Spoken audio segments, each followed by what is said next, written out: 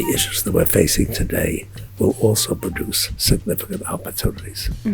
So we just bought 55 You read my mind. Broad. That's what I was going to bring Right, up. and so if not for the fact that the office market is experiencing the downturn that it is experiencing, the Rudens would be selling that building. And so we decided to buy it, not for the purpose of retaining it as an office building, but for the purpose of converting it to residential. Right. Number one, we have the land. Number two, it's a good location.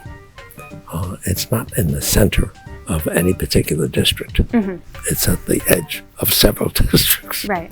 So the number of people who can object to us is much less